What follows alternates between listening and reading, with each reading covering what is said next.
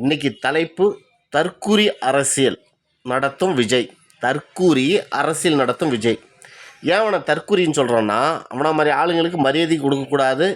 அவனுங்களுக்கு முடிஞ்ச அளவுக்கு தமிழ்நாட்டில் இருக்கிறவங்க தமிழர்கள் செருப்பால் அடிக்கணும். அதை நம்ம செய்ய போகிறதில்ல. ஏன்னா நம்மள சூடு சொரணம் இல்லையே. ஏன்னா எவ்வளோ ஆங்காரம்தான், எவ்வளோ எப்படி அராஜகம் இருந்தால், நீ இலங்கையில் இத்தனை லட்சம் மக்களை கொண்டுட்டு உன் சித்தாப்பன் கொண்டுடுவான் ராஜபக்ஷே, நீ தமிழ்நாட்டில் முதலமைச்சர் ஆகணும்னு ஆசைப்படுவேன். டேய், இதில் பார்த்தா என்ன பைத்தியக்கார மாதிரிக்குதா தமிழர்களை?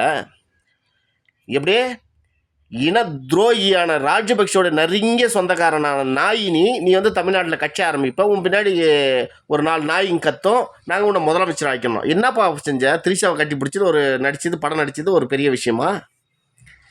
எனக்கு என்ன இதில் ஒரு சந்தேகம்னா, இவன் பண்டார நாய்க்கர் இலங்கையிலேருந்து வந்த பூர்வ குடி, இது எல்லாருக்கும் தெரியும். சீமானுக்கு இது ஏன் தெரியாமல் போச்சு? இவ்வளோ பெரிய தமிழ் தேசிய அரசியலை நடத்துகிற சீமானுக்கு இவன் வந்தியறி இன்னும் இவன் தமிழருக்கு எதிராக நடக்க போகிறான்றதும், இவங்க விஜயோடைய அம்மா ஆந்திராவை சேர்ந்தவன்றதும், விஜய் அப்பங்காரன் இலங்கையை சேர்ந்த ராஜபக்ஷோட சொந்தக்காரன்றதும் நம்மளுக்கு தெரிஞ்சது. ஏன் சீமானுக்கு தெரியல?